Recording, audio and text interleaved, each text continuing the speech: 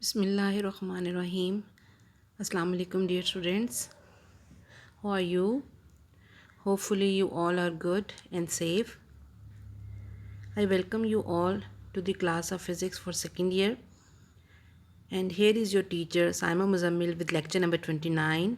And we are going to start today unit number 14, that is electromagnetic induction. First, we will learn about what is electromagnetic induction. If you recap your knowledge, you have some previous knowledge of electromagnetic induction.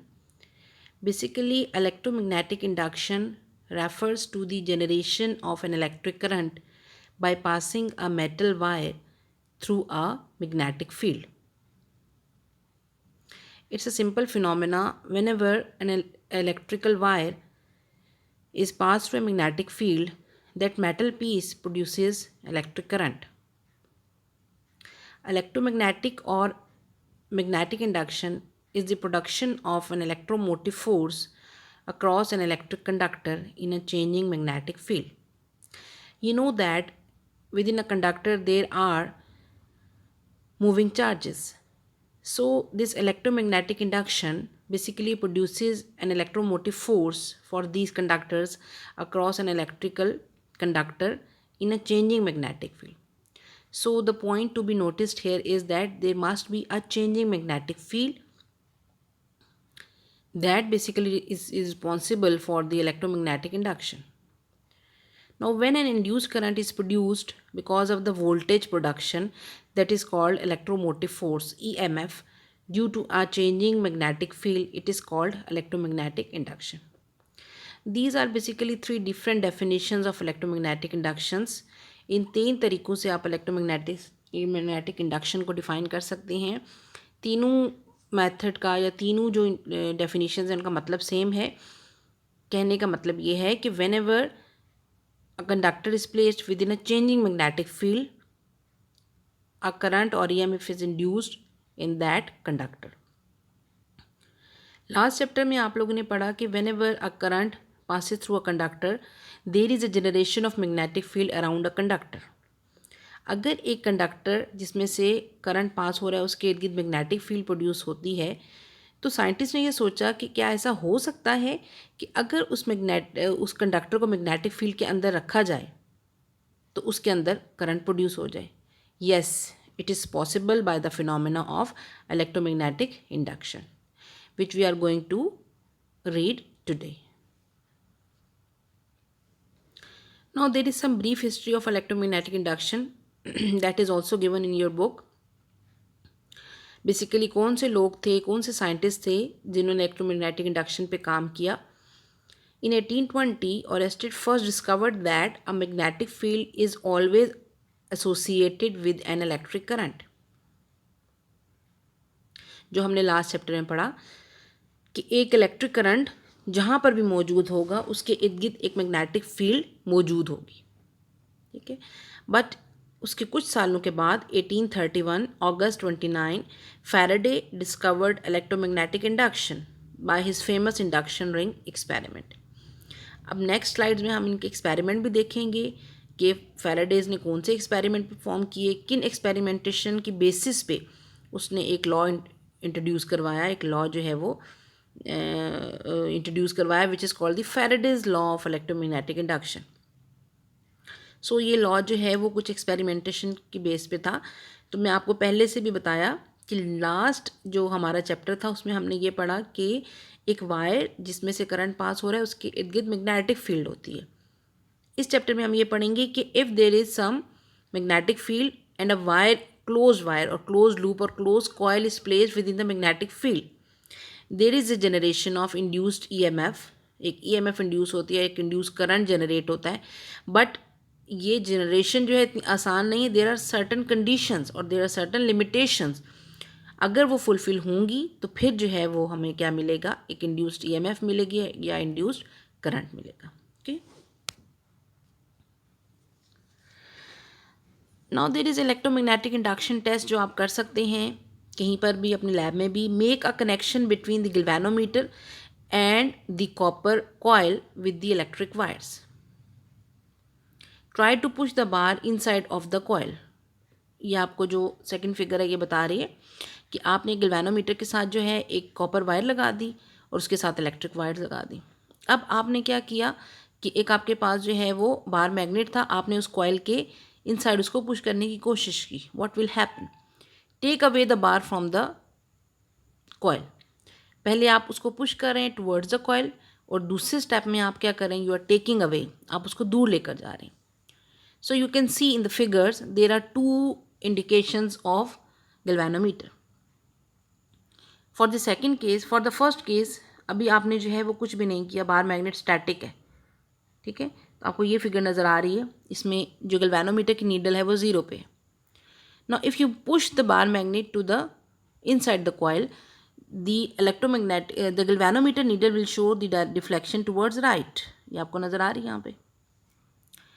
And if you push the bar magnet away from the coil, you can see galvanometer की deflection क्या हो गया, just opposite towards the left. इस figure में आप इसको देख सकते हैं। So these were the different test और these were the different experiment जिसकी बेसिस पे फैराडेज ने जो है वो अपना लॉ डिड्यूस किया। Now if there is some electromagnetic induction, what can be the characteristics of electromagnetic induction? इसकी कैरेक्टरिस्टिक्स क्या हैं? For movements between magnetic bar and the conductor, there will be deflections in galvanometer. The important point is that for movement, there can be two types of movements. For movements between magnetic bar and conductor, magnet और conductor के दरमियान movements होंगी। क्या क्या हो सकती हैं? If the bar and the conductor remains steady then there will be no deflection in the galvanometer. अगर मैग्नेट भी स्टैटिक है और कंडक्टर या कॉइल भी जो कि क्लोज्ड है वो भी स्टैटिक है, देयर इज़ नो इंडक्शन, कोई इंडक्शन नहीं है, कोई ईएमएफ जनरेट नहीं हो रही। But if the pole of the bar magnet is changed, the direction of induce current will change. अगर आपने फर्स्ट टाइम जो मैग्नेट था उसका नॉर्थ पोल कॉइल की तरफ किया हुआ और उसको आपने नेक्स्ट टाइम चेंज कर दिया तो करंट की डायरेक्शन भी क्या हो जाएगी, change. These are very important, you can say the results of this experiment और नोटिफिकेशंस और observations of the Faraday's. Next is when the loop in the coil increases, the deflection becomes greater, and when loops decreases, the deflection becomes smaller. So यहाँ से हमें कुछ चीज़ें नज़र आ रही हैं कि जो इलेक्ट्रोमैग्नेटिक इंडक्शन है वो किन किन फैक्टर्स पे डिपेंड कर सकती है, ठीक है।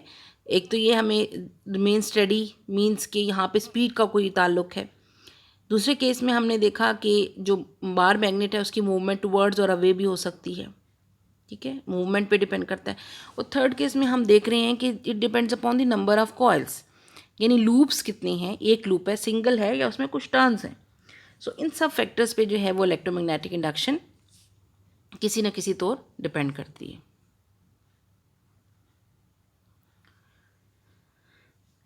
Now what was the Faraday's experiment?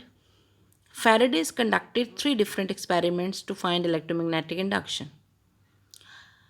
He used a coil of wire, simple सा एक्सपेरिमेंट था, उसने 2-3 चीज़ें यूज़ की थी, a galvanometer and a bar magnet. By noticing deflections he conducted his first experiment. There were 2 experiments, there were 2 laws by the Faraday. So he used only coil of wire, he used galvanometer and a bar magnet. You can see in the figure, ये आपको नज़र आ रहा है, उसकी simple ये उसने चीज़ें जो है वो यूज़ की थी। He replaced the magnet bar with a current carrying solenoid to perform his experiment, second experiment. अब फर्स्ट एक्सपेरिमेंट में तो उसने बार मैग्नेट यूज़ किया, नेक्स्ट में उसने उसको रिप्लेस कर दिया with the solenoid. And you know that solenoid जो है उसकी इंटरनल फील्ड जो है वो एक मैग्नेट की तरह बिहेव करती है। उसकी इंटरनल जो मैग्नेटिक फील्ड जनरेट होती है वो उसका एक नॉर्थ पोल और एक साउथ पोल होता है। सो उसने नेक्स्ट एक्सपेरिमेंट में ही replace that bar magnet with the solenoid.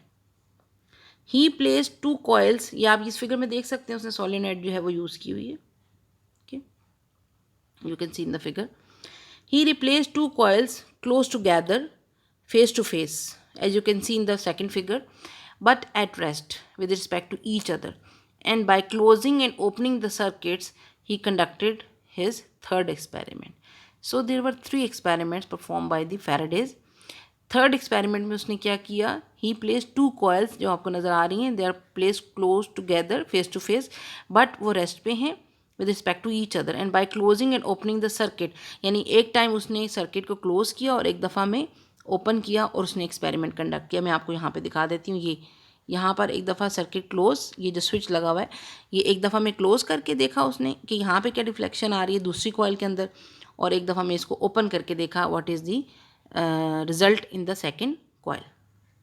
There were 3 experiments. मैं रिपीट करने जा रही हूँ. फर्स्ट में उसने एक कॉइल गैल्वेनोमीटर और बार मैग्नेट यूज़ किया. सेकंड एक्सपेरिमेंट में उसने रिप्लेस कर दिया बार मैग्नेट को बाय द सोलेनॉइड, और थर्ड एक्सपेरिमेंट में उसने 2 कॉइल्स यूज़ की जो कि एक दूसरे के क्लोज पड़ी हुई थी. तो इससे उसने जो है कुछ रिजल्ट्स जो है डिड्यूस किए. Before going to the results of the Faraday's experiment, we will define magnetic flux. As you are already familiar with magnetic flux. हमारा एक लेक्चर इस पे था बिल्कुल चैप्टर नंबर 13 के स्टार्ट का. The flux of the magnetic field through a surface is defined in a similar manner as we define flux in the electric field. Number of field lines, specific field lines that are passing through a unit area that is placed either perpendicular or parallel. Okay. Now, if the magnetic field is constant और वो variable नहीं है, the magnetic flux passing through a surface of vector area S, हमने वहाँ पे A लिया था, is phi magnetic B.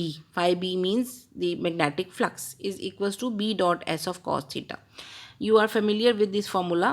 आप इस फार्मूला के साथ you are already familiar with this formula B as cos of theta. मुझे इसको एक्सप्लेन करने की मेरा ख्याल ज़रूरत नहीं है. It is basically the magnetic intensity, magnetic induction into the area and cos of theta, the angle between these two, vector area and the magnetic field lines. Magnetic flux is usually measured with a flux meter which contains measuring coils and electronics that evaluates the change of voltage in the measuring coils to calculate the magnetic flux. Basically आप magnetic flux को जो है evaluate कैसे कर सकते हैं, उसको magnitude कैसे फाइंड आउट कर सकते हैं. We have a flux meter which measures the basically change in voltage. जब वोल्टेज में चेंज आता है उसके अकॉर्डिंग वो क्या कर सकते हैं, वो मेजर करता है फ्लक्स. ज़्यादा वोल्टेज में चेंज आएगा that means there is more change in flux, और कम होगा तो कम मेजर करेगा. The SI unit for the magnetic flux you already know is webers, and it is basically equals to volt into second. And CGS जो है वो आपके पास क्या है, Maxwell. So what were the results of experiment on electromagnetic induction which were performed by the Faradays? उसने क्या result deduce किए, क्या एक्सपेरिमेंट्स किए, क्या रिजल्ट्स उसको मिले. उससे सबसे पहले रिजल्ट जो मिला उसने कहा when a magnet moves towards a loop of wire, as you can see in the figure A, when the magnet is moved towards the loop of wire, इस केस में वायर के करीब आप मैग्नेट को लेके आ रहे हैं, बार मैग्नेट को, the ammeter shows the presence of current.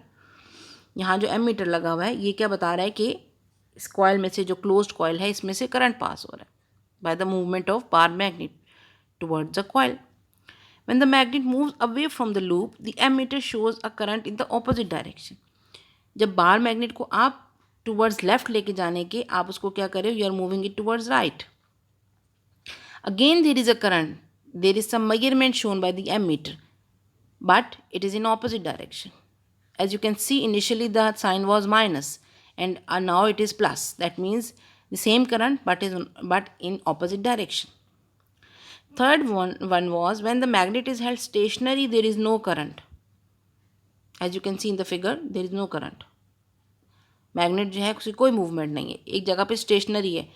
Although आप देख सकते हैं इस कॉइल में से मैग्नेटिक फ्लक्स जो है वो पास हो रहा है, मैग्नेटिक फील्ड लाइंस गुजर रही हैं, but there is no change in magnetic flux for both the cases, upward and downward. जो ऊपर पहला और दूसरा केस था उसमें अगर आप देखें तो मैग्नेटिक फ्लक्स चेंज हो रहा है. अगर बार मैग्नेट लेफ्ट की तरफ मूव कर रहा है तो number of field lines increase हो रही हैं, and if it is moving towards the right number of field lines, magnetic field line decrease हो रही हैं. That is change in magnetic flux. And the last one is if the loop is move instead of the magnet, यानी आप magnet के बजाय अगर loop को move करेंगे तो एक ही बात है, also a current is measured, current फिर भी डिटेक्ट होगा. ठीक है. So it is basically the relative movement, either the bar magnet or the coil. यानी आप कॉयल को मूव करते हैं टुवर्ड्स द बार मैग्नेट और अवे, या मैग्नेट को मूव करते हैं टुवर्ड्स द कॉयल और अवे फ्रॉम द कॉयल.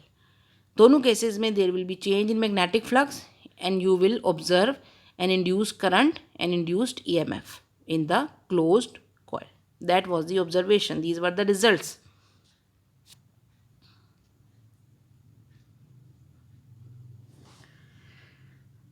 अभी हम रिजल्ट्स ही देख रहे हैं. EMF और current is induced in a loop if there is relative motion between loop and magnet.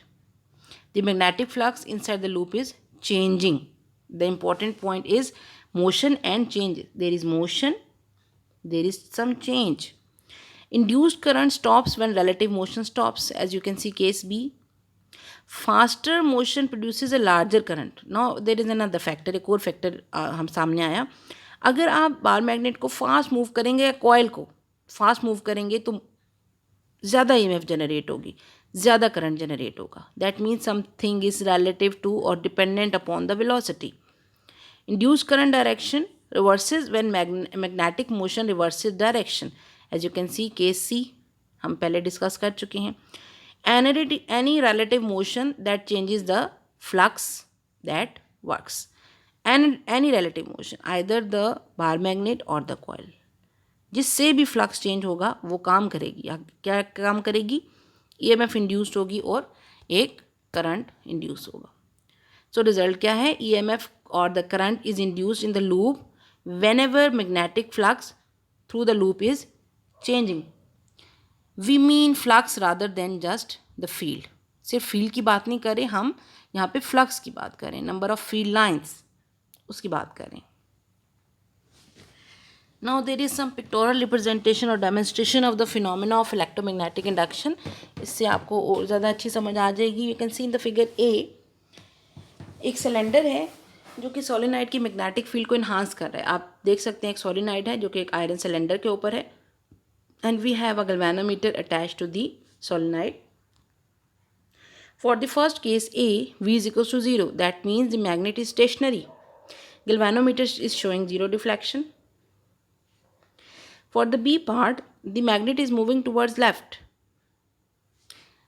And galvanometer deflection आप देख सकते हैं, it is towards right. कुछ measurement show कर रहा है.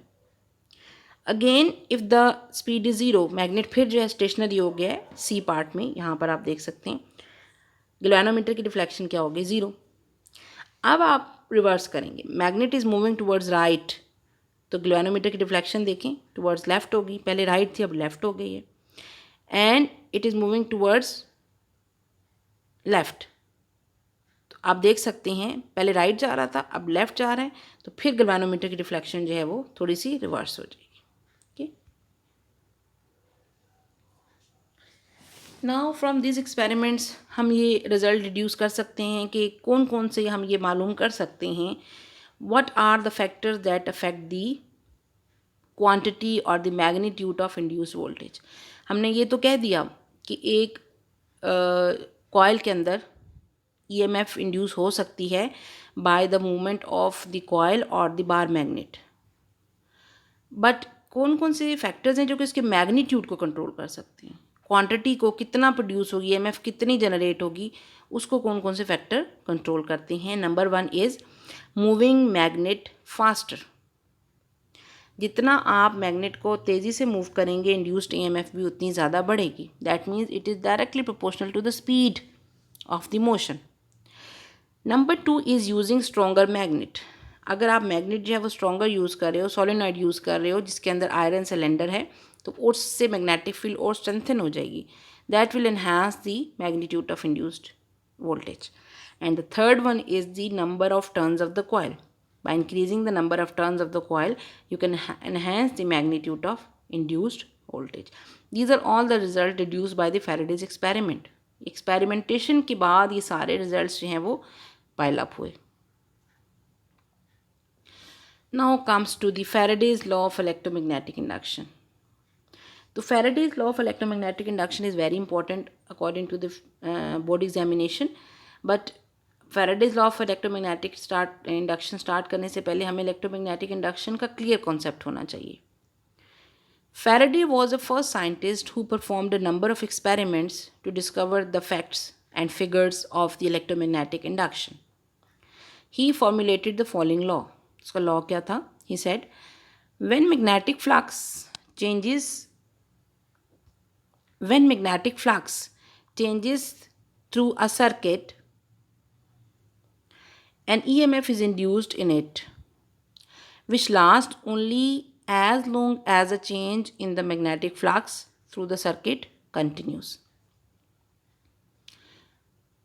I'm going to repeat. When magnetic flux changes through a circuit, closed circuit, an EMF is induced in it, which lasts only as long as a change in the magnetic flux through the circuit continues.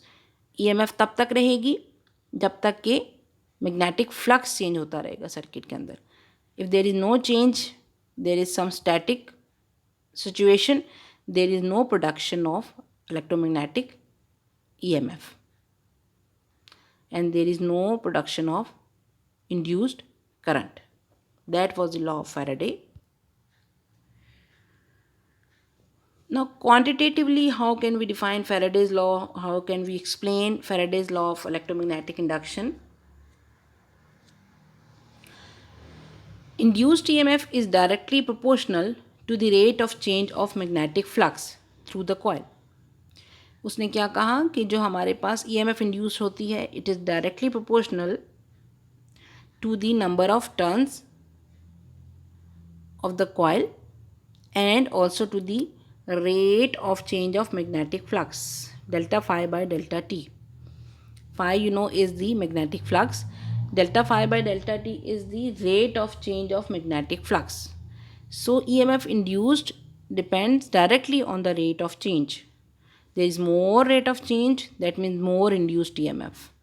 If there are large number of turns of the coil, there is more induced EMF. When N shows the number of turns in the coil. Here some important thing is the negative sign. You must be thinking of this negative sign. This negative sign basically indicates that the induced current is such that the magnetic field due to it opposes the magnetic flux producing it. देखें, कानून जो है कुदरत का हमेशा ऐसे है कि जब भी कोई चीज़ आप प्रोड्यूस करने की कोशिश करते हैं, जैसे कि law of conservation of energy क्या कहता है कि energy can neither be create nor be destroyed. अब यहाँ पर आप क्या कर रहे हैं? You are generating some EMF.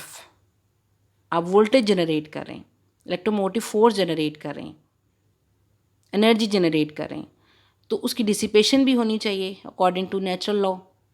तो उसकी डिसिपेशन कहाँ से शो हो रही है? By the negative sign.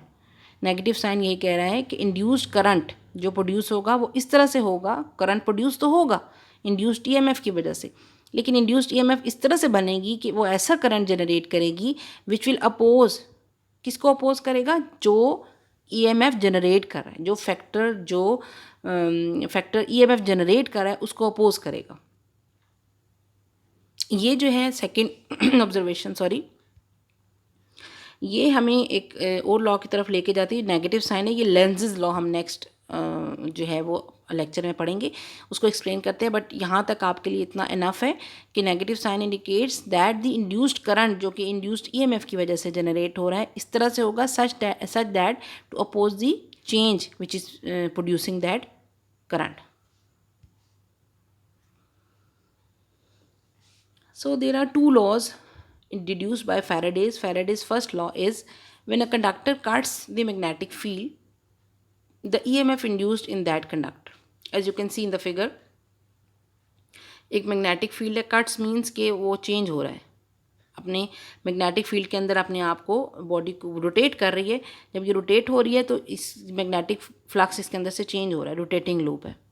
So it generates a magnetic induced current and induced EMF.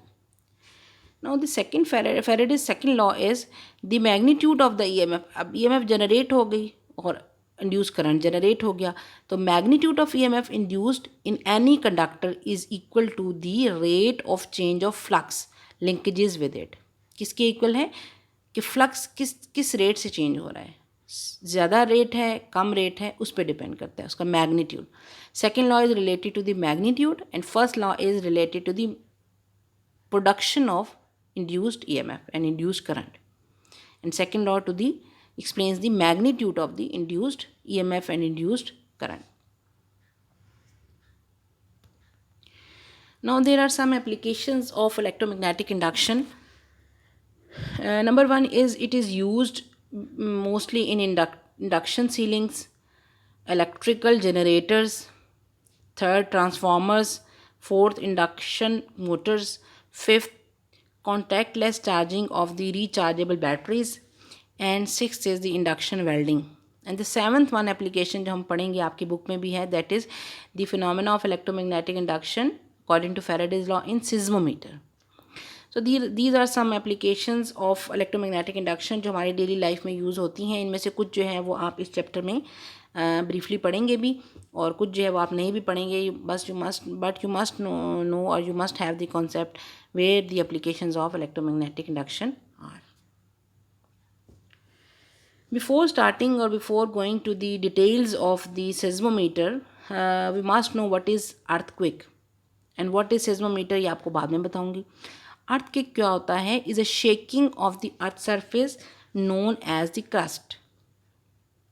The earth crust is made of hung rocks plates which can shift to cause an earthquake. Most earthquakes happen when two rock plates meet, creating friction. The force is so strong it will send shock waves through the ground, creating an earthquake. And what is seismometer? An instrument for detecting and recording the intensity, direction, and duration of ground movement. The intensity, direction, and duration of ground movement. आपने देखा होगा जब ज़लज़ला आता है, earthquake आता है, तो उसके बाद न्यूज़ में आपको बताते हैं किस इंटेंसिटी का था, क्या डायरेक्शन थी, किस डायरेक्शन में से आया है, अफ़गानिस्तान से आया है, ईरान से था, उसका लिंक, हमारे पाकिस्तान की बात कर रही हूँ. And he also tells you about the duration, कितने सेकेंड्स का था. So these all are measured by the instrument called the seismometer. अब हम सेस्मोमीटर देखते हैं कि ये इंस्ट्रूमेंट है क्या और ये कैसे काम करता है. What is the principle behind the working of seismometer. Seismometer contains a fixed coil and a magnet hung on a spring. Coil, magnet and spring. These records the current induced when the earth shakes. अभी हमने देखा कि जो currents generate होते हैं due to shaking of the earth, उनको ये record करता है. You can see in the figure जो आपको लेफ्ट पे नज़र आ रही है. One kind of seismometer is called the inertial because it is based on Newton's first law, which is the law of inertia. So that is why it is called inertial seismometer. अब ये क्या है? It consists of spring mass system. As you can see, there is a spring and here it is a mass attached to the spring which records vibrations in Earth's surface and will pick up even the lightest vibration. यानी इतना sensitive है कि बहुत हल्की सी vibration भी होगी तो ये उसको पिक करेगा and will record. This is recorded on a sheet of paper under the seismograph needle that wires it. As you can see in the figure, ये आपको नज़र आ रहा है, एक नीडल है, पेन है, जो इस पेपर के ऊपर जो है वो पास हो रहा है. और ये क्या करता है? It basically plots the graph. उस ग्राफ की मेजरमेंट से you can find out what was the intensity, what was the direction, and what was the time duration of the wave. When there are vibrations, the needle sways, causing bigger lines to be drawn. So उनकी intensity आप मालूम कर सकते हैं by the amplitude of the wave. There is another kind of seismometer. The other kind of seismometer works on the principle of electromagnetic induction, जो हम इस chapter में पढ़ रहे हैं. It transforms received vibrations energy into an electrical voltage. अब ये क्या कर रहा है? जो इलेक्ट्रोमैग्नेटिक इंडक्शन सेस्मोमीटर है, ये क्या करता है, it converts vibrational energy into the electrical voltage. That means it converts mechanical energy into electrical energy. How? The relative motion between a magnet and a coil, which is, जो coil है, one of the end of the coil is attached to the inertial mass and one is attached to the frame, induces an EMF in the coil that is proportional to the velocity of the relative motion. As you earlier know, the electromagnetic induction depends upon the velocity of the coil or the bar magnet. So here it depends upon the velocity of the relative motion. जो waves हैं उनकी velocity पे depend करती है. As you can see in the figure, the magnitude of EMF जो generate होगी is also proportional to the strength of the magnet used and the number of turns in the coil. ये आप देख सकते हैं इस फिगर में. We have an inertial mass जो इस फ्रेम की शक्ल में है. We have number of turns, ये जो कॉइल है ब्लैक कलर में, and there is a permanent magnet below these coils. These are connectors जो कि क्लोज कॉन्टैक्ट कर रही हैं, and these are different plates जो कि इसको इस फ्रेम के साथ कनेक्ट कर रही हैं. And here there are some rocks जो कि जिनसे वाइब्रेशंस का जो है के साथ आपका डायरेक्ट कॉन्टैक्ट होता है by the vibrations. Basically in practice either the magnet or the coil, या तो मैग्नेट या coil can be attached to the inertial mass. In commercial system, the magnet is itself often used as the inertial mass. जो commercially use होते हैं seismometer, उसमें आप magnet को भी, क्योंकि उसका भी कुछ मैस होता है, उसको आप इनर्शियल मैस के तौर पर इस्तेमाल कर सकते हैं. कमर्शियल जो आपके पास सेस्मोमीटर हैं उसमें आप इसको रिप्लेस कर देते हैं. Hopefully you understand the lecture. आपको समझ आ गई होगी, आपने इसको अच्छे तरीके से लर्न करना है. And at the end we have home assignment as usual. You have to learn the lecture and you have to watch the links given below for further information about the topic. ये links जो given हैं आपको 5-6, ये आपको इन्हीं topic से related हैं और 3D एनिमेशंस के साथ होते हैं, इसलिए इनको गो थ्रू ज़रूर हुआ करें ताकि आपको जो है वो हर आर्टिकल का एक बेहतरीन जो है वो नॉलेज मिल सके. ये आपके अंडरस्टैंडिंग के लिए बहुत ज़्यादा ज़रूरी हैं. Hopefully you understand the lecture. आपने जो है होम असाइनमेंट करनी है, और कोई भी प्रॉब्लम हो you can ask me in the separate group of physics. Have a nice day. अल्लाह हाफिज़.